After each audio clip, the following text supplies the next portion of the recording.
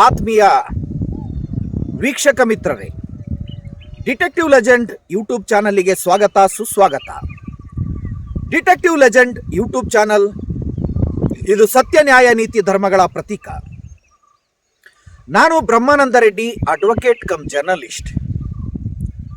ಕರ್ನಾಟಕ ರಾಜ್ಯದಲ್ಲಿ ಡಿ.ಕೆ. ಶಿವಕುಮಾರ್ ಅವರು ಮುಖ್ಯಮಂತ್ರಿಗಳಾದ ಮೇಲೆ ಅವರು ಮಾಡಿರ್ತಕ್ಕಂಥ ಅತಿ ದೊಡ್ಡ ಗುರುತರವಾಗಿರ್ತಕ್ಕಂಥ ಪ್ರಜಾಪ್ರಭುತ್ವ ವಿರೋಧಿಯಾಗಿರ್ತಕ್ಕಂಥ ಮತ್ತು ಅಹಿಂದ ವಿರೋಧಿಯಾಗಿರ್ತಕ್ಕಂಥ ಮತ್ತು ಕಾನೂನಿಗೆ ವಿರುದ್ಧವಾಗಿರ್ತಕ್ಕಂಥ ಮತ್ತು ನಿಯಮ ಬಾಹಿರವಾಗಿರ್ತಕ್ಕಂಥ ಅದು ಏನು ವಿಶೇಷವಾಗಿ ಏನು ಅಹಿಂದ ವರ್ಗಗಳ ಈ ಜಾತಿ ಗಣತಿಯನ್ನ ಸಿದ್ದರಾಮಯ್ಯರವರು ರಾಜೀನಾಮೆಯನ್ನ ಕೊಡುವುದಕ್ಕಿಂತ ಮುಂಚೆ ಒಂದು 48 ಗಂಟೆಗಳಲ್ಲಿ ಈ ಜಾತಿ ಗಣತಿಯ ಒಂದು ಸಮೀಕ್ಷೆಯ ವರದಿಯನ್ನ ಅವರು ಅಂಗೀಕರಿಸಿದಾರಲ್ಲ. ಏನು ಜಾತಿ ಗಣತಿ ವರದಿಯನ್ನ ಅವರು ಅಂಗೀಕರಿಸಿದ್ರು ಸಿದ್ದರಾಮಯ್ಯರವರು, ಆ ಒಂದು ಜಾತಿ ಗಣತಿಯ ವರದಿಯನ್ನ ಅನುಷ್ಠಾನಗೊಳಿಸಬೇಕಾಗಿರ್ತಕ್ಕಂಥ ಡಿ.ಕೆ. ಶಿವಕುಮಾರ್ ಸರ್ಕಾರ ಯಾವ ಜಾತಿ ಗಣತಿಯ ಸಮೀಕ್ಷೆಗೆ ಯಾವ ಅಧಿಕಾರಿ ಆ ಜಾತಿ ಗಣತಿಯ ಸಮೀಕ್ಷೆಯ ವರದಿಗೆ ಸಿಗ್ನೇಚರ್ ಅನ್ನ ಹಾಕಿರಲಿಲ್ಲ. ಕಾರಣ ಮೂಲಭೂತವಾದಿಯಾಗಿರ್ತಕ್ಕಂಥ ಇಡನ್ ಅಜೆಂಡಾವನ್ನ ಇಟ್ಟುಕೊಂಡಿರ್ತಕ್ಕಂಥ ಅಧಿಕಾರಿ, ಅದು ಅಲ್ಪಸಂಖ್ಯಾತರಲ್ಲಿ ವಿಶೇಷವಾಗಿ ಕ್ರೈಸ್ತರು, ಮುಸ್ಲಿಮರು, ಬೌದ್ಧರು, ಜೈನರು ಮತ್ತೆ ಹಿಂದುಳಿದ ವರ್ಗಗಳಲ್ಲಿ ಏನು ಬಹಳಷ್ಟು ಪಂಗಡಗಳು, ಉಪಪಂಗಡಗಳು, ವರ್ಗಗಳಿದಾವಲ್ಲ, ಅವುಗಳು ಏನು ಮತದಾರರ ಸಂಖ್ಯೆ ಮತ್ತು ಜನರ ಸಂಖ್ಯೆ, ಹಾಗೆ ಏನು ಈ ದಲಿತರಲ್ಲಿ ಎಡಗೈ ಬಲಗೈ ನೂರಾರು ಪಂಗಡಗಳು, ಜೊತೆಗೆ ಎಸ್.ಟಿಗಳು, ವಾಲ್ಮೀಕಿ ಸಮುದಾಯದಲ್ಲಿ ಮತ್ತು ಅದರಲ್ಲೂ ಹಿಂದುಳಿದ ವರ್ಗಗಳಲ್ಲಿ ಕುರುಬರು, ಇನ್ನಿತರರು, ಇವರೆಲ್ಲರ ಒಂದು ಏನು ಜಾತಿ ಗಣತಿಯ ಸಮೀಕ್ಷೆ ನಡೀತಲ್ಲ, ಆ ಜಾತಿ ಗಣತಿ ಸಮೀಕ್ಷೆಯಲ್ಲಿ ಏನು ಶೈಕ್ಷಣಿಕ ಗುಣಮಟ್ಟ, ಆರ್ಥಿಕ ಗುಣಮಟ್ಟ ಮತ್ತು ರಾಜಕೀಯ ಗುಣಮಟ್ಟವನ್ನ ಅಳೆದು ತೂಗಿ ಏನು ಜಾತಿ ಗಣತಿಯ ಸಮೀಕ್ಷೆಯನ್ನ ಸಿದ್ದರಾಮಯ್ಯರವರು ಅಂಗೀಕರಿಸಿದ್ದಾರಲ್ಲ, ಆ ಅಂಗೀಕರಿಸಿರ್ತಕ್ಕಂಥ ವರದಿಗೆ ಯಾವ ಒಬ್ಬ ಪಟ್ಟಭದ್ರ ಶಕ್ತಿ ಮೂಲಭೂತವಾದಿ ಇಡನ್ ಅಜೆಂಡಾವನ್ನ ಹೊಂದಿರತಕ್ಕಂಥ ಅಧಿಕಾರಿ ಸಿಗ್ನೇಚರ್ ಮಾಡಿರಲಿಲ್ಲ. ಅಂತ ಅಧಿಕಾರಿಯನ್ನ ತಂದು ಆ ವರದಿಯನ್ನ ಗಂಟು ಮೂಟೆ ಕಟ್ಟಿ ಅದನ್ನ ಪೆಂಡಿಂಗ್ ಅಲ್ಲಿ ಇಡ್ತಕ್ಕಂಥ ಕಾರ್ಯಕ್ರಮವನ್ನ ಮಾಡೋದಕ್ಕೆ ಡಿ.ಕೆ. ಶಿವಕುಮಾರ್ ಕೈ ಹಾಕಿದ್ರು. ಅಂದ್ರೆ ಇವಾಗ ಅಹಿಂದ ವರ್ಗಗಳಿಗೆ ಅರ್ಥಾತ್ ಡಿ.ಕೆ. ಶಿವಕುಮಾರ್ ಸರ್ಕಾರ, ಡಾಕ್ಟರ್ ಜಿ. ಪರಮೇಶ್ವರ್ ಸರ್ಕಾರ, ಬಿ.ಕೆ. ಹರಿಪ್ರಸಾದ್ ನೇತೃತ್ವದ ಸರ್ಕಾರ, ಕಾಂಗ್ರೆಸ್ ಹೈಕಮಾಂಡ್ ನೇತೃತ್ವದ ಸರ್ಕಾರ, ಸೋನಿಯಾ ಗಾಂಧಿ, ರಾಹುಲ್ ಗಾಂಧಿ, ಪ್ರಿಯಾಂಕಾ ಗಾಂಧಿ, ರಾಬರ್ಟ್ ವಾದ್ರಾ ನೇತೃತ್ವದ ಸರ್ಕಾರ ಅಹಿಂದ ವರ್ಗಗಳ ಏನು ಜಾತಿ ಸಮೀಕ್ಷೆ ಇತ್ತಲ್ಲ, ಆ ಜಾತಿ ಸಮೀಕ್ಷೆಯ ವರದಿಯನ್ನ ಸಿದ್ದರಾಮಯ್ಯರವರು ಅಂಗೀಕರಿಸಿದ್ರು ಕೂಡ ಆ ಅಂಗೀಕರಿಸಿರ್ತಕ್ಕಂಥ ವರದಿಯನ್ನ ಜಾರಿಗೆ ತರ್ತಕ್ಕಂಥ ಒಂದು ಮಹತ್ತರವಾಗಿರ್ತಕ್ಕಂಥ ಸದುದ್ದೇಶದಿಂದ ಕೂಡಿರ್ತಕ್ಕಂಥ ಒಂದು ಏನು ಆ ಜಾತಿ ಸಮೀಕ್ಷೆಯ ವರದಿ ಇತ್ತಲ್ಲ, ಆ ವರದಿಗೆ ಎಳ್ನೀರು ಬಿಡಬೇಕು ಅಂತಕ್ಕಂತಹ ಏನು ಸಂವಿಧಾನ ವಿರೋಧಿಯಾಗಿರ್ತಕ್ಕಂಥ, ಕಾನೂನು ಬಾಹಿರವಾಗಿರ್ತಕ್ಕಂಥ ಮತ್ತು ನಿಯಮ ಬಾಹಿರವಾಗಿರ್ತಕ್ಕಂಥ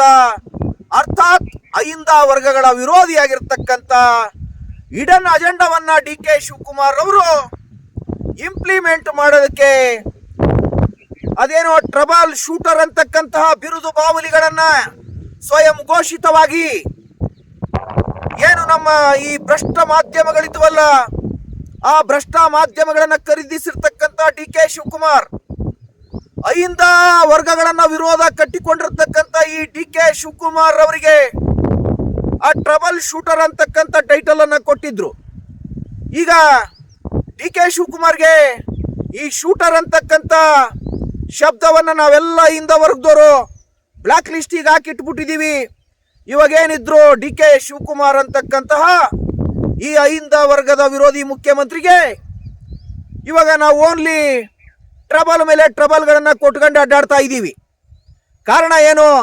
ಅಲ್ಲಿ ಮುಸ್ಲಿಮರ ಜನಸಂಖ್ಯೆ ಹೆಚ್ಚಾಗಿದೆ, ಕ್ರಿಶ್ಚಿಯನರ ಜನಸಂಖ್ಯೆ ಹೆಚ್ಚಾಗಿದೆ, ದಲಿತರ ಜನಸಂಖ್ಯೆ ಹೆಚ್ಚಾಗಿದೆ, ಎಸ್ಟಿ ವಾಲ್ಮೀಕಿ ಸಮುದಾಯದ ಜನಸಂಖ್ಯೆ ಹೆಚ್ಚಾಗಿದೆ, ಹಿಂದುಳಿದ ವರ್ಗಗಳಲ್ಲಿ ಕುರುಬರು ಇರ್ಬೋದು, ಇನ್ನಿತರರು ಇರ್ಬೋದು, ಅವರ ಸಂಖ್ಯೆ ಜಾತಿ ಸಮೀಕ್ಷೆಯಲ್ಲಿ, ಜಾತಿ ಗಣತಿಯಲ್ಲಿ ಮತ್ತು ಜಾತಿ ಗಣತಿ ವರದಿಯ ವಿಚಾರದಲ್ಲಿ ಶೈಕ್ಷಣಿಕವಾಗಿ, ಆರ್ಥಿಕವಾಗಿ, ಸಾಮಾಜಿಕವಾಗಿ, ರಾಜಕೀಯವಾಗಿ ಮಾಡಿರ್ತಕ್ಕಂಥ ಸಮೀಕ್ಷೆ ಇದೆಯಲ್ಲ, ಖಂಡಿತವಾಗಿಯೂ ಈ ಅಹಿಂದ ವರ್ಗಗಳ ಸಂಖ್ಯೆ ಅದು ಮತದಾರರ ಲೆಕ್ಕವನ್ನ ಹಾಕೋದಾದ್ರೆ ಅಥವಾ ಜನರನ್ನ ಲೆಕ್ಕ ಹಾಕೋದಾದ್ರೆ, ಅಹಿಂದ ವರ್ಗಗಳ ಜನಸಂಖ್ಯೆಯನ್ನ ಲೆಕ್ಕ ಹಾಕೋದಾದ್ರೆ ಇವತ್ತು ಕೋಟಿ ಕೋಟಿ ಕೋಟಿ ಕೋಟಿ ಅಹಿಂದ ವರ್ಗಗಳ ಸಂಖ್ಯೆ ಹೆಚ್ಚೆಚ್ಚಾಗಿರೋದ್ರಿಂದ ಈ ಜಾತಿ ಸಮೀಕ್ಷೆಗೆ ಎಳ್ನೀರು ಬಿಡಬೇಕು ಅಂತಕ್ಕಂತಹ ಏನು ಪ್ರಜಾಪ್ರಭುತ್ವ ವಿರೋಧಿಯಾಗಿರ್ತಕ್ಕಂಥ ನಡೆ, ಸಂವಿಧಾನ ವಿರೋಧಿಯಾಗಿರ್ತಕ್ಕಂಥ ನಡೆ, ಕಾನೂನು ಬಾಹಿರವಾಗಿರ್ತಕ್ಕಂಥ ಕುಕೃತ್ಯಗಳು ಏನು ಈ ಡಿ ಕೆ ಶಿವಕುಮಾರ್ ನಿಯಮ ಬಾಹಿರವಾಗಿ ಸರ್ಕಾರದಲ್ಲಿ ಮುಖ್ಯಮಂತ್ರಿಗಳಾಗಿದ್ರು ಕೂಡ ಒಂದು ಸರ್ವಾಧಿಕಾರಿ ಧೋರಣೆಯನ್ನ ಹೊಂದಿ, ಒಂದು ಸರ್ವಾಧಿಕಾರಿಯಾಗಿರ್ತಕ್ಕಂಥ ಏನು ಈ ಇಡೀ ಜಗತ್ತಿನಲ್ಲಿ ಅತಿ ದೊಡ್ಡ ಹೆಸರು ಮಾಡಿರ್ತಕ್ಕಂಥ ಅಡಾಲ್ಫ್ ಹಿಟ್ಲರ್ನು ಕೂಡ ನಾನು ಜರ್ಮನಿ ದೇಶದ ಅಡಾಲ್ಫ್ ಹಿಟ್ಲರ್ನು ಕೂಡ ನಾನು ಮೀರಿಸಿಬಿಡ್ತೀನಿ ಅಂತಕ್ಕಂತಹ ಏನು ಯಹೂದಿಗಳ ಮಾರಣ ಹೋಮವನ್ನ ಮಾಡಿದ್ರಲ್ಲ ಅಡಾಲ್ಫ್ ಹಿಟ್ಲರ್ ಅವರು, ಅವರ ರೆಕಾರ್ಡನ್ನು ನಾನು ಮುರಿದು ಬಿಡ್ತೀನಿ ಅನ್ನೋಷ್ಟರ ಮಟ್ಟಿಗೆ ಇವರೇನು ರಕ್ತದ ಕೋಡಿಯನ್ನ ಹರಿಸಿಲ್ಲ ಅನ್ನೋದೊಂದು ಬಿಟ್ರೆ, ಮಾನವ ಹತ್ಯೆಗಳನ್ನ ಮಾಡಿಲ್ಲ ಅನ್ನೋದೊಂದು ಬಿಟ್ಟುಬಿಟ್ರೆ, ಡಿ ಕೆ ಶಿವಕುಮಾರ್ ಅವರು ಅಹಿಂದ ವರ್ಗಗಳ ವಿರೋಧವನ್ನ ಕಟ್ಟಿಕೊಂಡು ಮತ್ತೆ ಇವರು ಯಾವ ಅಹಿಂದ ವರ್ಗಗಳ ಧೀಶಕ್ತಿಯಾಗಿದ್ದಂತಹ ದಿಟ್ಟ ಧೀಮಂತ ಧುರೀಣ ನೇತಾರ ಮುತ್ಸದ್ದಿಯಾದಂತ ಸಿದ್ದರಾಮಯ್ಯರವರಿಗೆ ಇವ್ರೇನ್ ಮಾಡ್ತಾರೆ, ಬಿ ಕೆ ಹರಿಪ್ರಸಾದ್ ರವರ ಪದಗ್ರಹಣ ಸಮಾರಂಭ ನಡೀತಿರ್ತೈತೆ. ಆ ಬಿ ಕೆ ಹರಿಪ್ರಸಾದ್ ರವರು ಪದಗ್ರಹಣ ಸಮಾರಂಭದಲ್ಲಿ ಏನು ಅಹಿಂದ ವರ್ಗಗಳ ಅತ್ಯುನ್ನತವಾಗಿರ್ತಕ್ಕಂಥ ಮಹೋನ್ನತವಾಗಿರ್ತಕ್ಕಂಥ ಮಹಾನ್ ವ್ಯಕ್ತಿತ್ವವನ್ನು ಹೊಂದಿರತಕ್ಕಂಥ ಎಸ್ ಸಿದ್ದರಾಮಯ್ಯರವರ ಭಾಷಣವನ್ನ ಇವರು ಕೊನೆಗೆ ಭಾಷಣ ಮಾಡೋದಕ್ಕೆ ಅವಕಾಶವನ್ನ ಮಾಡಿಕೊಡ್ತಾರೆ. ಅಷ್ಟರ ಮಟ್ಟಿಗೆ ಇವರು ಪ್ರಜಾಪ್ರಭುತ್ವ ವಿರೋಧಿಯಾಗಿ ನಡ್ಕೊಳ್ತಾರೆ, ಅಹಿಂದ ವರ್ಗಗಳ ವಿರೋಧಿಯಾಗಿ ನಡ್ಕೊಳ್ತಾರೆ.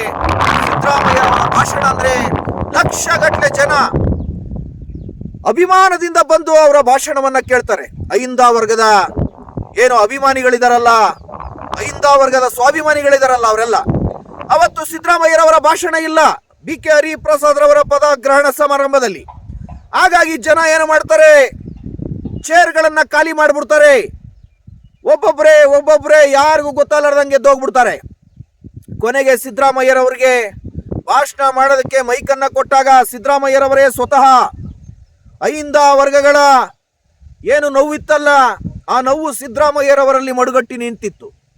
ಅದು ಸ್ಫೋಟಕ ಭಾಷಣದ ರೂಪದಲ್ಲಿ ಹೊರ ಹಾಕಬಹುದಾಗಿತ್ತು ಸಿದ್ದರಾಮಯ್ಯರವರು ಒಬ್ಬರು ಅನುಭವಿ, ಮೇಧಾವಿ, ಪಂಡಿತ ಪಾಮರರ ಸಾಲಿನಲ್ಲಿ ನಿಲ್ತಕ್ಕಂತಹ ಒಬ್ಬ ಪ್ರಬುದ್ಧ ಧೀಮಂತ ದಿಟ್ಟ ರಾಜಕಾರಣಿಯಾಗಿರೋದ್ರಿಂದ ಅವ್ರು ಏನು ಮಾಡಿದ್ರು, ನೋಡಿ ನನಗೆ ಭಾಷಣವನ್ನ ಮಾಡೋದಾದ್ರೆ, ನಾನು ಭಾಷಣ ಮಾಡಬೇಕು ಅನ್ನೋದಾದ್ರೆ ನನ್ನ ಭಾಷಣವನ್ನ ನೋಡಿ ಜನ ಎಲ್ಲ ಖಾಲಿ ಆದ ಮೇಲೆ ನೀವು ನನಗೆ ಮೈಕನ್ನ ಕೊಟ್ಟು ಭಾಷಣ ಮಾಡ್ಸಕ್ ಹೋಗ್ಬೇಡಿ, ಮುಂದಿನ ಸಲ ಯಾವುದೇ ಒಂದು ಕಾರ್ಯಕ್ರಮದಲ್ಲಿ ನನಗೆ ಭಾಷಣ ಮಾಡೋದಕ್ಕೆ ಮೊಟ್ಟ ಮೊದಲಿಗೆ ಅವಕಾಶವನ್ನ ಮಾಡಿಕೊಡಿ ಅಂತಕ್ಕಂತಹ ಏನು ಅವರ ಒಂದು ವಿನಯ ಪೂರ್ವಕವಾಗಿರ್ತಕ್ಕಂಥ ಹೇಳಿಕೆಗಳಿದ್ವಲ್ಲ, ಅದನ್ನ ಸಿದ್ದರಾಮಯ್ಯರವರ ದೌರ್ಬಲ್ಯ, ಸಿದ್ದರಾಮಯ್ಯರವರನ್ನ ನಾವೇನೋ ಸೈಡ್ ಲೈನ್ ಮಾಡಿಬಿಟ್ಟಿದೀವಿ ಅಂತಕ್ಕಂಥ ಭ್ರಮೆ ಈ ಡಿ ಕೆ ಶಿವಕುಮಾರ್ಗೆ ಇತ್ತಲ್ಲ, ಮತ್ತೆ ಡಿ ಕೆ ಶಿವಕುಮಾರ್ ಸರ್ಕಾರಕ್ಕಿದ್ದಲ್ಲ, ಅದು ಅಕ್ಷಮ್ಯ ಅಪರಾಧ ಅಂತ ನಾನು ಹೇಳೋದಕ್ಕೆ ಇಷ್ಟಪಡ್ತೀನಿ. ಸಿದ್ದರಾಮಯ್ಯರವರನ್ನ ಮೊಟ್ಟ ಮೊದಲಿಗೆ ಕರೆದು ಅವರ ಕಡೆಯಿಂದ ಭಾಷಣವನ್ನ ಮಾಡಿಸ್ಬೇಕಾಗಿತ್ತು. ಅವರು ಕಾನೂನು ಅಧ್ಯಯನ ಮಾಡಿರ್ತಕ್ಕಂಥ ಕಾನೂನು ಪದವೀಧರರು, ಸಂವಿಧಾನದ ಬಗ್ಗೆ ಆಳವಾಗಿ ಅಧ್ಯಯನ ಮಾಡಿರ್ತಕ್ಕಂಥ ಘನಪಂಡಿತರು ಸಿದ್ದರಾಮಯ್ಯರವರು, ಮತ್ತು ಈ ಜಾತಿಗಳ ಮಧ್ಯದಲ್ಲಿರ್ತಕ್ಕಂಥ ಕಂದಕಗಳ ವಿರುದ್ಧ ಮತ್ತು ಧರ್ಮಗಳ ಮಧ್ಯೆ, ಜಾತಿಗಳ ಮಧ್ಯೆ, ವರ್ಗಗಳ ಮಧ್ಯೆ, ವರ್ಣಗಳ ಮಧ್ಯೆ, ಸಮುದಾಯಗಳ ಮಧ್ಯೆ, ಜನಾಂಗಗಳ ಮಧ್ಯೆ ಏನು ಈ ಕಂದಕವನ್ನ ಸೃಷ್ಟಿ ಮಾಡಿ ಶತಮಾನದಿಂದ ಈ ಅಹಿಂದ ವರ್ಗಗಳನ್ನ ಕತ್ತಲೆಯ ಕೂಪದಲ್ಲಿ ಒಂದು ಜೀತ ಪದ್ಧತಿಯ ಅಡಿಯಲ್ಲಿ, ಒಂದು ಗುಲಾಮಗಿರಿ ಪದ್ಧತಿಯ ಅಡಿಯಲ್ಲಿ, ಒಂದು ಉಳಿಗಮಾನ್ಯ ಪದ್ಧತಿಯ ಅಡಿಯಲ್ಲಿ ಏನು ಪಟ್ಟಭದ್ರ ಶಕ್ತಿಗಳು ಈ ಅಹಿಂದ ವರ್ಗಗಳ ಮೇಲೆ ಶತಮಾನಗಳಿಂದ ಮಾಡಿರ್ತಕ್ಕಂಥ ಶೋಷಣೆಗಳ ವಿರುದ್ಧ ಹೋರಾಟ ಮಾಡಿದಂತ ಸಿದ್ದರಾಮಯ್ಯರವರನ್ನ BK ಹರಿಪ್ರಸಾದ್ ರವರ KPCC ಅಧ್ಯಕ್ಷರ ಪದಗ್ರಹಣ ಸಮಾರಂಭದಲ್ಲಿ ಅಹಿಂದ ವರ್ಗದ ತೇಜಸ್ಸು ಓಜಸ್ಸಾಗಿರ್ತಕ್ಕಂಥ ಅಹಿಂದ ವರ್ಗಗಳ ಪ್ರಕಾಶಮಾನವಾಗಿರ್ತಕ್ಕಂಥ ಬೆಳಕಾಗಿರ್ತಕ್ಕಂಥ ಅಹಿಂದ ವರ್ಗಗಳ ಅಸ್ಮಿತೆಯಾಗಿ ಆಶಾ ಕಿರಣವಾಗಿ ಕರ್ನಾಟಕದ ರಾಜಕೀಯದ ಭೂಪಟದಲ್ಲಿ ಇಂದಿಗೂ ಕೂಡ ಚಿರಸ್ಥಾಯಿಯಾಗಿ ಉಳಿದಿರತಕ್ಕಂಥ ಅಜರಾಮರರಾಗಿರ್ತಕ್ಕಂಥ ನಮ್ಮ ಏನು ಸಿದ್ದರಾಮಯ್ಯರವರಿದರಲ್ಲ, ಅವರ ಯಶೋಗಾಥೆಯನ್ನ, ಅವರ ಒಂದು ಚಾರಿತ್ರಿಕವಾಗಿರ್ತಕ್ಕಂಥ ಐತಿಹಾಸಿಕ ರಾಜಕೀಯ ಚರಿತ್ರೆಯನ್ನ, ಪರಂಪರೆಯನ್ನ, ಇತಿಹಾಸವನ್ನ ಒಸಿಗೆ ಹಾಕುವಷ್ಟರ ಮಟ್ಟಿಗೆ DK ಶಿವಕುಮಾರ್ ತಮ್ಮ ಏನು ಅಹಿಂದ ವರ್ಗದ ವಿರೋಧಿಯಾಗಿರ್ತಕ್ಕಂಥ ನಡೆಯನ್ನ ಮತ್ತು ಪ್ರಜಾಪ್ರಭುತ್ವ ವಿರೋಧಿಯಾಗಿರ್ತಕ್ಕಂಥ ನಡೆಯನ್ನ DK ಶಿವಕುಮಾರ್ ಅನುಸರಿಸುವ ಬರದಲ್ಲಿ ಅವತ್ತೇನೋ ಸಿದ್ದರಾಮಯ್ಯರವರಿಗೆ ಅವಮಾನಗಳನ್ನ ಮಾಡಿದ್ದೇವೆ ಅಂತ ಬೆಂಗಳೂರಿನ ಅರಮನೆಯಲ್ಲಿ BK ಹರಿಪ್ರಸಾದ್ ರವರ ಪದಗ್ರಹಣ ಸಮಾರಂಭದಲ್ಲಿ ನಾವು ಸಿದ್ದರಾಮಯ್ಯರವರಿಗೆ ಅಪಮಾನವನ್ನ ಮಾಡಿದ್ದೇವೆ, ಅವಮಾನವನ್ನ ಮಾಡಿದ್ದೇವೆ ಅಂದುಕೊಂಡ್ರೆ ಅದು ಖಂಡಿತವಾಗಿಯೂ DK ಶಿವಕುಮಾರ್ ರವರ ಮೂರ್ಖತನದ ಪರಮಾವಧಿಗೆ ಹಿಡಿದಿರ್ತಕ್ಕಂಥ ಒಂದು ಕೈಗನ್ನಡಿ. ನಾನು ಹೈಸ್ಕೂಲಲ್ಲಿ ಓದುವಾಗ ಫೂಲಿಶ್ ಕಿಂಗ್ ಅಂತ ಒಂದು ನನಗೆ ಲೆಸನ್ ಇತ್ತು ಇಂಗ್ಲಿಷಲ್ಲಿ. ಮೂರ್ಖ ರಾಜನ ಒಂದು ಕಥೆಯನ್ನ ಅತ್ಯಂತ ವರ್ಣರಂಜಿತವಾಗಿ ಅಲ್ಲಿ ಕಟ್ಟಿಕೊಡಲಾಗಿತ್ತು. ಇವಾಗ ನಾನು ಆ ಕಥೆ ಹೇಳೋದಕ್ಕೆ ಹೋದ್ರೆ ಇಲ್ಲೊಂದು 5 ನಿಮಿಷ ನಮಗೆ ಟೈಮ್ ಬೇಕಾಗುತ್ತೆ. ಹಾಗಾಗಿ ನಾನು ಆ ಕಥೆಯನ್ನ ನೆಕ್ಸ್ಟ್ ಯಾವತ್ತಾದ್ರೂ ಒಂದಿನ ಹೇಳ್ತೀನಿ. ಅವತ್ತೇನಾಯ್ತು, ಕೊನೆಯ ಗಳಿಗೆಯಲ್ಲಿ ಯಾವಾಗ ಸಿದ್ದರಾಮಯ್ಯರವರಿಗೆ ಭಾಷಣವನ್ನ ಮಾಡೋದಕ್ಕೆ ಇವರು ಮೈಕನ್ನ ಕೊಡೋದ್ರೊಳಗಡೆ ಅಹಿಂದ ವರ್ಗದ ಏನು ಸ್ವಾಭಿಮಾನಿಗಳಿದ್ರಲ್ಲ, BK ಹರಿಪ್ರಸಾದ್ ರವರ ಪದಗ್ರಹಣ ಸಮಾರಂಭದಿಂದ ಒಬ್ಬೊಬ್ಬರ ಯಾರಿಗೂ ಹೇಳದಂತೆ ಆಲ್ರೆಡಿ ಅವರೆಲ್ಲರೂ ಕೂಡ ವೇದಿಕೆಯಿಂದ ಹೊರಟು ಹೋಗಿದ್ರು.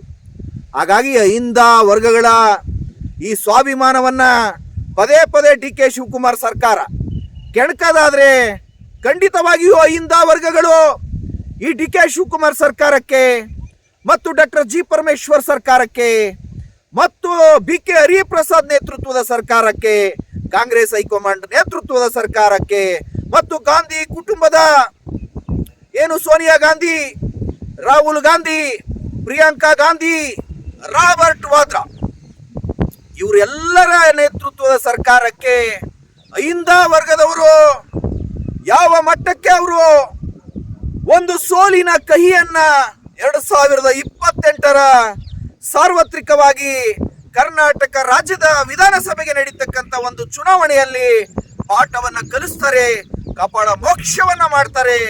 ನೀವು ನಿಜಕ್ಕೂ ಕೂಡ ಇಮ್ಯಾಜಿನೇಷನ್ ಮಾಡಿಕೊಳ್ಳೋದಕ್ಕಾಗಲ್ಲ. ಅಷ್ಟರ ಮಟ್ಟಿಗೆ ಈ ಅಹಿಂದ ವರ್ಗದ ವಿರೋಧವನ್ನ ಕಟ್ಟಿಕೊಂಡಿರ್ತಕ್ಕಂಥ DK ಶಿವಕುಮಾರ್ ಸರ್ಕಾರಕ್ಕೆ, ಕಾಂಗ್ರೆಸ್ ಸರ್ಕಾರಕ್ಕೆ ಅಹಿಂದ ವರ್ಗದ ಏನು ಅದರಲ್ಲೂ ವಿಶೇಷವಾಗಿ ಮುಸ್ಲಿಮರು, ಕ್ರಿಶ್ಚಿಯನ್ರು, ಕುರುಬರು, ಎಸ್ಟಿಗಳು, ದಲಿತರು ಎಡಗೈ ಬಲಗೈ ಪ್ರತಿಯೊಬ್ಬರು ಪಾಠವನ್ನ ಕಲಿಸ್ತಾರೆ. ಅದರಲ್ಲಿ ಎರಡು ಮಾತಿಲ್ಲ ಅಂತಕ್ಕಂಥ ಮಾತನ್ನ ನಾನು ಅತ್ಯಂತ ಪ್ರಾಮಾಣಿಕವಾಗಿ ಹೇಳೋದಕ್ಕೆ ಇಷ್ಟಪಡ್ತೀನಿ. ಇಲ್ಲದೆ ಹೋದ್ರೆ ಇವತ್ತು DK ಶಿವಕುಮಾರ್ ಸರ್ಕಾರ ಈ ಜಾತಿ ಗಣತಿಯ ಸಮೀಕ್ಷೆಯ ವರದಿಯನ್ನ ಸಿದ್ದರಾಮಯ್ಯರವರು ಏನು ತಾವು ರಾಜೀನಾಮೆಯನ್ನ ಕೊಡೋದಕ್ಕಿಂತ 48 ಗಂಟೆಗಳ ಮುಂಚೆ ಅಂಗೀಕರಿಸಿದ್ರಲ್ಲ, ಆ ಅಂಗೀಕರಿಸಿರ್ತಕ್ಕಂಥ ಜಾತಿ ಗಣತಿ ಸಮೀಕ್ಷೆಯ ವರದಿಯನ್ನ ನೀವು ಖಂಡಿತವಾಗಿಯೂ ಒಂದು ಅಭೂತಪೂರ್ವವಾಗಿರ್ತಕ್ಕಂಥ ಚರ್ಚೆಯೊಂದಿಗೆ ಮತ್ತು ಭಾರಿ ಬಹಿರಂಗವಾಗಿರ್ತಕ್ಕಂಥ ಚರ್ಚೆಯೊಂದಿಗೆ ಮತ್ತು ಅದರಲ್ಲೂ ವಿಶೇಷವಾಗಿ ಮುಕ್ತವಾಗಿರ್ತಕ್ಕಂಥ ಚರ್ಚೆಯೊಂದಿಗೆ, ಅದು ಅಸೆಂಬ್ಲಿ ಒಳಗಡೆ ಇರಬಹುದು, ಅಸೆಂಬ್ಲಿಯ ಹೊರಗಡೆ ಇರಬಹುದು, ಚರ್ಚೆಗಳನ್ನ ಮಾಡೋದ್ರ ಮೂಲಕ ಜಾತಿ ಗಣತಿಯ ಸಮೀಕ್ಷೆಯ ಈ ವರದಿಯನ್ನ ನೀವು ಅಂಗೀಕರಿಸಿರ್ತಕ್ಕಂಥ ವರದಿಯನ್ನ ನೀವು ಅನುಷ್ಠಾನಗೊಳಿಸದೆ ಹೋದ್ರೆ ಈ ಡಿ ಕೆ ಶಿವಕುಮಾರ್ ಸರ್ಕಾರ ಒಂದು ಅಹಿಂದ ವರ್ಗದ ವಿರೋಧಿ ಸರ್ಕಾರ, ಇದು ಒಂದು ಪ್ರಜಾಪ್ರಭುತ್ವ ವಿರೋಧಿಯಾಗಿರ್ತಕ್ಕಂಥ ಸರ್ಕಾರ, ಇದು ಕಾನೂನು ಬಾಹಿರ ಕೃತ್ಯಗಳಲ್ಲಿ ತೊಡಗಿಸಿಕೊಂಡು ಬಿಡದಿಯ ರೈತರನ್ನ ಇದು ಒಕ್ಕಲೆಬ್ಬಿಸಿ ಬಿಡದಿ ರೈತರ ಜಮೀನುಗಳನ್ನ ಕಿತ್ಕೊಂಡು ಬಿಡದಿ ರೈತರ ಜೀವನಗಳನ್ನ, ಬದುಕುಗಳನ್ನ, ಅವರ ಕುಟುಂಬಗಳನ್ನ ಸರ್ವನಾಶ ಮಾಡಿ ಆ ಬಿಡದಿ ರೈತರ ಏನು ಸಮಾಧಿಯ ಮೇಲೆ ಈ ಡಿ ಕೆ ಶಿವಕುಮಾರ್ ಸರ್ಕಾರ ಈ ಜನ ವಿರೋಧಿಯಾಗಿರ್ತಕ್ಕಂಥ ಸರ್ಕಾರ ಅಂತ ಈ ಸರ್ಕಾರ 2028ರ ಸಾರ್ವತ್ರಿಕವಾಗಿರ್ತಕ್ಕಂಥ ಚುನಾವಣೆಯಲ್ಲಿ ಖಂಡಿತವಾಗಿಯೂ ಒಂದು ಅಭೂತಪೂರ್ವವಾಗಿರ್ತಕ್ಕಂಥ ಸೋಲನ್ನ ಕಂಡು ಈ ಕಾಂಗ್ರೆಸ್ ಪಕ್ಷವನ್ನ ಜನರು, ರೈತರು, ಅಹಿಂದ ವರ್ಗದವರು ಎಲ್ಲ ಸೇರ್ಕೊಂಡು, ವಿದ್ಯಾರ್ಥಿಗಳು, ಯುವ ಜನರು, ಮಹಿಳೆಯರೆಲ್ಲ ಸೇರ್ಕೊಂಡು ಈ ಕಾಂಗ್ರೆಸ್ ಪಕ್ಷವನ್ನ ಮೂಟೆ ಕಟ್ಟಿ ಶೆಡ್ಡಿಗೆ ಹಾಕ್ತಾರೆ ಅಂತಕ್ಕಂಥ ಮಾತನ್ನು ಈ ಸಂದರ್ಭದಲ್ಲಿ ನಾನು ಹೇಳೋದಕ್ಕೆ ಇಷ್ಟಪಡ್ತೀನಿ. ಮತ್ತೆ ಇವಾಗ ಡಿ ಕೆ ಶಿವಕುಮಾರ್ ಅಹಿಂದ ವಿರೋಧಿ ಸರ್ಕಾರ ಇದೆಯಲ್ಲ, ಈ ರೈತ ವಿರೋಧಿ ಸರ್ಕಾರ ಇದೆಯಲ್ಲ, ನಾನು ಡಿ ಕೆ ಶಿವಕುಮಾರ್ ಅವರಿಗೆ 2-3 ಅಂಶನ ಇಲ್ಲಿ ತುಂಬಾ ಶಾರ್ಟ್ ಅಂಡ್ ಸ್ವೀಟ್ ಆಗಿ ಗಮನಕ್ಕೆ ತರೋದಕ್ಕೆ ಇಷ್ಟಪಡ್ತೀನಿ. ಭಾರತದ ಸಂವಿಧಾನದ ಆರ್ಟಿಕಲ್ 38ರ ಪ್ರಕಾರ ಈ ದೇಶದ, ಅದರಲ್ಲೂ ವಿಶೇಷವಾಗಿ ಯಾವುದೇ ಒಂದು ರಾಜ್ಯ ಸರ್ಕಾರದ ಒಂದು ಕ್ಷೇತ್ರ ವ್ಯಾಪ್ತಿಯಲ್ಲಿ ಬರ್ತಕ್ಕಂಥ ಜನರ ಕಲ್ಯಾಣಕ್ಕಾಗಿ ಸಾಮಾಜಿಕವಾಗಿ, ಆರ್ಥಿಕವಾಗಿ, ರಾಜಕೀಯವಾಗಿ ಜನರ ಕಲ್ಯಾಣವನ್ನ ಮಾಡಬೇಕು ಅಂತ ಭಾರತದ ಸಂವಿಧಾನದ ಆರ್ಟಿಕಲ್ 38 ಹೇಳುತ್ತೆ.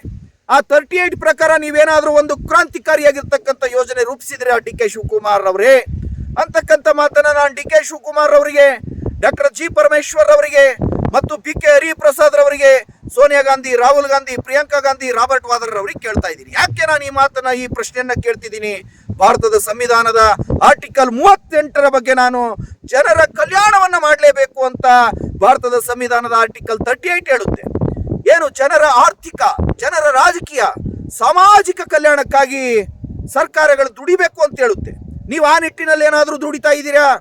ಇವಾಗ ಯಾವುದೇ ಒಂದು ರಿಯಲ್ ಎಸ್ಟೇಟ್ ಬ್ರೋಕರ್ಗಳು ಯಾವುದೇ ಒಂದು ನಿವೇಶನವನ್ನಿರ್ಬೋದು, ಒಂದು ಜಮೀನನ್ನಿರ್ಬೋದು, ಇವಾಗ ಆ ಮಾರಾಟ ಮಾಡ್ತಕ್ಕಂಥದ್ದು ಇಲ್ಲೋಡ್ರಿ, ಮಾರಾಟ ಅಂದ್ರೆ ಕೊಳ್ತಕ್ಕಂಥವ್ರು ಮತ್ತೆ ತೆಗೆದುಕೊಳ್ತಕ್ಕಂಥವ್ರು ಇಬ್ಬರ ಮಧ್ಯದಲ್ಲಿ ಮಾರಾಟ ಮಾಡುವಂಥವ್ರು ಇರ್ಬೋದು, ತಗೊಳ್ಳುವಂಥವ್ರು ಇರ್ಬೋದು. ಅವ್ರು ಏನು ಮಾಡ್ತಾರೆ, ಈ ಬ್ರೋಕರ್ಗಳನ್ನ, ಏಜೆಂಟ್ಗಳನ್ನ ಮೀಟ್ ಮಾಡಿದಾಗ ಕಮಿಷನ್ ಲೆಕ್ಕದಲ್ಲಿ ಅಡ್ವಾನ್ಸ್ಗಳನ್ನು ತೆಗೆದುಕೊಂಡು ಕೆಲಸ ಸ್ಟಾರ್ಟ್ ಮಾಡ್ತಾರೆ. ಕೆಲವರು ಅಗ್ರಿಮೆಂಟ್ ಮಾಡ್ಕೋತಾರೆ, ಕೆಲವರು ಅಗ್ರಿಮೆಂಟ್ ಮಾಡ್ಕೊಳ್ಳಲ್ಲ. ನೀವಿವಾಗ ಬಿಡದಿಯ ರೈತರ ವಿಚಾರದಲ್ಲಿ ಡಿ ಕೆ ಶಿವಕುಮಾರ್ 10,000 ಎಕರೆಯಲ್ಲಿ ನಾನು ಸ್ಮಾರ್ಟ್ ಸಿಟಿಯನ್ನು ನಿರ್ಮಾಣ ಮಾಡ್ತೀನಿ, AI ಸಿಟಿಯನ್ನು ನಿರ್ಮಾಣ ಮಾಡ್ತೀನಿ ಅಂತ ತುದಿಗಾಲಲ್ಲಿ ನಿಂತಿದಾರಲ್ಲ ನಮ್ಮ ಡಿ ಕೆ ಶಿವಕುಮಾರ್ ಅವರು, ಇವರಿಗೆ ಯಾವ ಈ ಜಗತ್ತಿನ ಬಂಡವಾಳಶಾಹಿ, ಕ್ಯಾಪಿಟಲಿಸ್ಟ್ ಮತ್ತು ಯಾವ ಈ ಜಗತ್ತಿನ ಅತಿ ದೊಡ್ಡ ಬಿಸ್ನೆಸ್ ಮ್ಯಾನ್, ವ್ಯಾಪಾರಸ್ಥ ಈ ಡಿ ಕೆ ಶಿವಕುಮಾರ್ಗೆ ಎಷ್ಟು ಲಕ್ಷ ಕೋಟಿಗಳನ್ನು ಅಡ್ವಾನ್ಸ್ ಕೊಟ್ಟಿದ್ದಾರೆ? ಒಂದು 10,000 ಎಕರೆಯಲ್ಲಿ ಒಂದು ಟೌನ್ಶಿಪ್ ನಿರ್ಮಾಣ ಮಾಡ್ತೀನಿ, ಒಂದು AI ಸಿಟಿ ನಿರ್ಮಾಣ ಮಾಡ್ತೀನಿ. ಡಿ ಕೆ ಶಿವಕುಮಾರ್ ಅವರ ಮಹತ್ವಾಕಾಂಕ್ಷೆ ಯೋಜನೆ, ಡಿ ಕೆ ಶಿವಕುಮಾರ್ ಅವರ ಮತ್ತೆ ಎಂತ ಕನಸಿನ ಕೂಸು ಬಿಡದಿಯ ಟೌನ್ಶಿಪ್, ಬಿಡದಿಯ AI ಸಿಟಿ ನಿರ್ಮಾಣ ಅಂತ ನೀವೆಲ್ಲ ಹೇಳ್ಕೊಂಡ್ ತಿರುಗ್ತಿದ್ದೀರಿ ಅಲ್ಲ. ಈ ರಿಯಲ್ ಎಸ್ಟೇಟ್ ಬ್ರೋಕರ್ಗಿಂತ ಕಡೆಯಾಗಿ ಬಿಸ್ನೆಸ್ ಮಾಡಂತ ಹೀನಾಯ ಸ್ಥಿತಿಗೆ ಕಾಂಗ್ರೆಸ್ ಪಕ್ಷ ಬಂತ, ಈ ಡಿ ಕೆ ಶಿವಕುಮಾರ್ ಬಂದ್ರ ಅಂತಕ್ಕಂಥ ಪ್ರಶ್ನೆಯನ್ನ ನಾವು ಈ ವಾಕ್ ಸ್ವಾತಂತ್ರ್ಯದ ಅಡಿಯಲ್ಲಿ ಮತ್ತು ಅಭಿವ್ಯಕ್ತಿ ಸ್ವಾತಂತ್ರ್ಯದ ಅಡಿಯಲ್ಲಿ ಸ್ವಾಭಿಮಾನದಿಂದ ನಾವು ಡಿ ಕೆ ಶಿವಕುಮಾರ್ ಅವರಿಗೆ ಕೇಳದೆ ಹೋದ್ರೆ, ಕಾಂಗ್ರೆಸ್ ಪಕ್ಷಕ್ಕೆ ಕೇಳದೆ ಹೋದ್ರೆ, ಈ ಡಿ ಕೆ ಶಿವಕುಮಾರ್ ಎಷ್ಟು ಲಕ್ಷ ಕೋಟಿ ಅಡ್ವಾನ್ಸ್ ಅನ್ನು ಇಸ್ಕೊಂಡಿದ್ದಾರೆ? ಹೈಕಮಾಂಡಿಗೆ ಎಷ್ಟು ಲಕ್ಷ ಕೋಟಿಗಳಲ್ಲಿ ಎಷ್ಟು ಸಾವಿರ ಕೋಟಿಯನ್ನ ಡಿ ಕೆ ಶಿವಕುಮಾರ್ ಈ ಬಿಡದಿಯ AI ಸಿಟಿ ನಿರ್ಮಾಣದಲ್ಲಿ ಅವರು ಕಿಕ್ ಬ್ಯಾಕ್ ಅನ್ನು ತೆಗೆದುಕೊಂಡಿದ್ದಾರೆ. ಇದ್ರ ಬಗ್ಗೆ ಈ ದೇಶದ ಅತ್ಯುನ್ನತವಾಗಿರ್ತಕ್ಕಂಥ ಸ್ವತಂತ್ರ ಸ್ವಾಯತ್ತ ತನಿಖಾ ಸಂಸ್ಥೆಗಳಾಗಿರ್ತಕ್ಕಂಥ income tax department and enforcement directorate department and CBI department, ಇವರೆಲ್ಲರೂ ಕೂಡ ಒಂದು ಸಮಗ್ರವಾಗಿರ್ತಕ್ಕಂಥ ಒಂದು ತನಿಖೆಯನ್ನ ಮಾಡಬೇಕು. ಆ ತನಿಖೆಯನ್ನ ಆ ಸಂಸ್ಥೆಗಳು ಮಾಡಬೇಕು ಅನ್ನೋದಾದ್ರೆ, ಒಂದು ಭಾರತದ ಸರ್ವೋಚ್ಚ ನ್ಯಾಯಾಲಯ ಸ್ವಯಂ ಪ್ರೇರಿತವಾಗಿ ಈ ಪ್ರಕರಣವನ್ನ ಕರ್ನಾಟಕದ ಉಚ್ಚ ನ್ಯಾಯಾಲಯವಾಗಿರ್ಬೋದು, ಭಾರತದ ಸರ್ವೋಚ್ಚ ನ್ಯಾಯಾಲಯವಾಗಿರ್ಬೋದು, ಈ ಡಿ ಕೆ ಶಿವಕುಮಾರ್ ನಡೆಸ್ತಾ ಇರ್ತಕ್ಕಂಥ ಈ ರಿಯಲ್ ಎಸ್ಟೇಟ್ ದಂಧೆ ಇದೆಯಲ್ಲ, ಬಿಡದಿಯ ಟೌನ್ಶಿಪ್ ಮತ್ತು ಬಿಡದಿಯ AI ಸಿಟಿ ನಿರ್ಮಾಣ, ಇದ್ರ ಬಗ್ಗೆ ಕರ್ನಾಟಕ ಹೈಕೋರ್ಟ್ ಅಥವಾ ಸುಪ್ರೀಂ ಕೋರ್ಟ್ ಇಬ್ಬರಲ್ಲಿ ಒಬ್ರು ಮುಖ್ಯ ನ್ಯಾಯಮೂರ್ತಿಗಳಾಗಿರ್ಬೋದು ಅಥವಾ ಸಂವಿಧಾನದ ಪೀಠವಾಗಿರ್ಬೋದು ಸ್ವಯಂ ಪ್ರೇರಿತವಾಗಿ ಪ್ರಕರಣವನ್ನು ದಾಖಲಿಸಿಕೊಂಡು ಸಿಬಿಐ ಮತ್ತು ಇಡಿ ಮತ್ತು ಐಟಿ ಡಿಪಾರ್ಟ್ಮೆಂಟ್ಗಳಿಗೆ ಒಂದು ಸಮಗ್ರವಾಗಿರ್ತಕ್ಕಂಥ ತನಿಖೆಯನ್ನು ಮಾಡಿ ತಪ್ಪಿತಸ್ಥರ ವಿರುದ್ಧ ಕ್ರಮ ತೆಗೆದುಕೊಳ್ಳೋದಕ್ಕೆ ಆದೇಶ ಮಾಡಬೇಕು.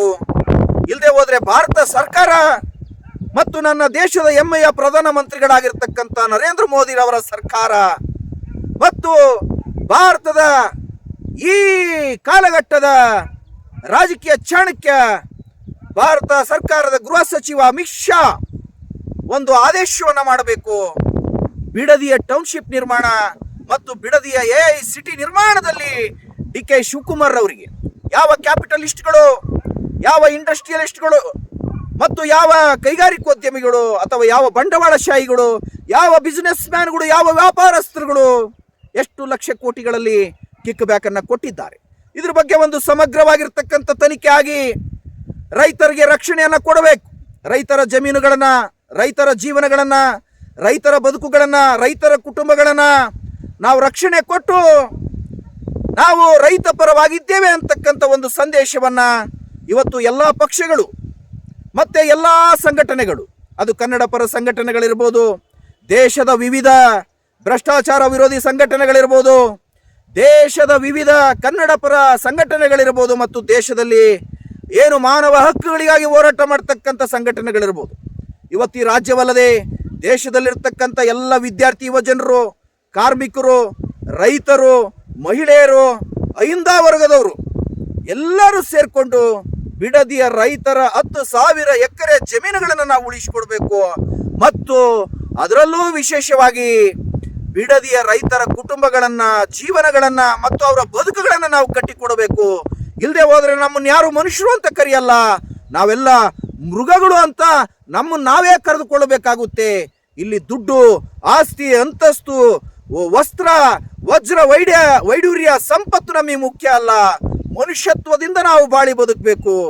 ಮನುಷ್ಯ ಕುಲಂ ಮಾನವ ಕುಲಂ ತಾನೊಂದೇ ಒಲಂ ಅಂದಂತ ಈ ಕನ್ನಡ ನಾಡಿನಲ್ಲಿ ಈ ರೈತ ವಿರೋಧಿ ಡಿ.ಕೆ. ಸರ್ಕಾರಕ್ಕೆ ಮತ್ತು ಈ ಅಹಿಂದ ವಿರೋಧಿ ಡಿ.ಕೆ. ಸರ್ಕಾರಕ್ಕೆ ನಾನು ಎಲ್ಲ ಈ ನಾಡಿನ ಜನತೆಯ ಪರವಾಗಿ, ಈ ದೇಶದ ಜನತೆಯ ಪರವಾಗಿ ಕೋಟ್ಯಾನು ಕೋಟಿ ಧಿಕ್ಕಾರಗಳನ್ನು ಕೂಗ್ತಾ ಇದ್ದೀನಿ. ಮತ್ತೆ ವಿಶೇಷವಾಗಿ ಡಿ.ಕೆ. ಶಿವಕುಮಾರ್ ಕೂಡ ಮನುಷ್ಯತ್ವವನ್ನು ಮೈಗೂಡಿಸ್ಕೋಬೇಕು. Doctor G. ಪರಮೇಶ್ವರ್ ಮನುಷ್ಯತ್ವವನ್ನು ಮೈಗೂಡಿಸ್ಕೋಬೇಕು ಮತ್ತು ಬಿ.ಕೆ. ಹರಿಪ್ರಸಾದ್ ಮನುಷ್ಯತ್ವವನ್ನು ಮೈಗೂಡಿಸ್ಕೋಬೇಕು. ಈ ಕಾಂಗ್ರೆಸ್ ಪಕ್ಷದ ಏನು ಹೈಕಮಾಂಡ್ ಆಗಿರ್ತಕ್ಕಂಥ ಗಾಂಧಿ ಕುಟುಂಬದ ಸೋನಿಯಾ ಗಾಂಧಿ, ರಾಹುಲ್ ಗಾಂಧಿ, ಪ್ರಿಯಾಂಕಾ ಗಾಂಧಿ, ರಾಬರ್ಟ್ ವಾದ್ರಾ, ನೀವೆಲ್ಲ ಮನುಷ್ಯತ್ವವನ್ನು ಮೈಗೂಡಿಸ್ಕೋಬೇಕು. ನನ್ನ ಏನು ಈ ನಾಡಿನ ಅತ್ಯಂತ ಹೆಮ್ಮೆಯ ಕವಿ ಎಷ್ಟು ಚೆನ್ನಾಗಿ ಹೇಳಿದಾರೆ ನೋಡ್ರಿ, ಮಾನವ ಕುಲಂ ತಾನೊಂದೇ ಒಲಂ ಅಂತ. ಆ ರೀತಿಯಾಗಿ ನಾವು ಮಾನವ ಕುಲದವರೆಲ್ಲ ಒಂದಾಗಿ ಮನುಷ್ಯರಾಗಿ, ಮನುಷ್ಯರಿಂದ ಮನುಷ್ಯರಿಗಾಗಿ ಮನುಷ್ಯರಿಗೋಸ್ಕರ, ಜನರಿಂದ ಜನರಿಗಾಗಿ ಜನರಿಗೋಸ್ಕರ, ಪ್ರಜೆಗಳಿಂದ ಪ್ರಜೆಗಳಿಗೋಸ್ಕರ ನಾವು ಬಾಳಿ ಬದುಕಬೇಕು ಅಂತಕ್ಕಂಥ ಒಂದು ಸದುದ್ದೇಶದಿಂದ ಕೂಡಿರ್ತಕ್ಕಂಥ, ಒಂದು ಸಂವಿಧಾನ ಬದ್ಧವಾಗಿರ್ತಕ್ಕಂಥ, ಒಂದು ಪ್ರಜಾಪ್ರಭುತ್ವದ ಪರವಾಗಿರ್ತಕ್ಕಂಥ, ಒಂದು ಕಾನೂನು ಮತ್ತು ನೀತಿ ನಿಯಮಗಳಿಗೆ ಬದ್ಧವಾಗಿರ್ತಕ್ಕಂಥ ಒಂದು ಆಶಯಗಳೊಂದಿಗೆ, ಆಶೋತ್ತರಗಳೊಂದಿಗೆ ಈ ಸಂಚಿಕೆಯನ್ನ ಇಲ್ಲಿಗೆ ಮುಕ್ತಾಯಗೊಳಿಸ್ತಾ ಇದ್ದೀನಿ. ವಂದನೆಗಳೊಂದಿಗೆ Brahmananda Reddy, advocate cum journalist, detective legend YouTube channel. ಇದು ಸತ್ಯ, ನ್ಯಾಯ, ನೀತಿ, ಧರ್ಮಗಳ ಪ್ರತೀಕ. ಜೈ ಹಿಂದ್, ಜೈ ಕರ್ನಾಟಕ ಮಾತಾ ಕಿ ಜೈ. ಜೈ ಹಿಂದ್, ಜೈ ಭಾರತ್ ಮಾತಾ ಕಿ ಜೈ. Thank you so much.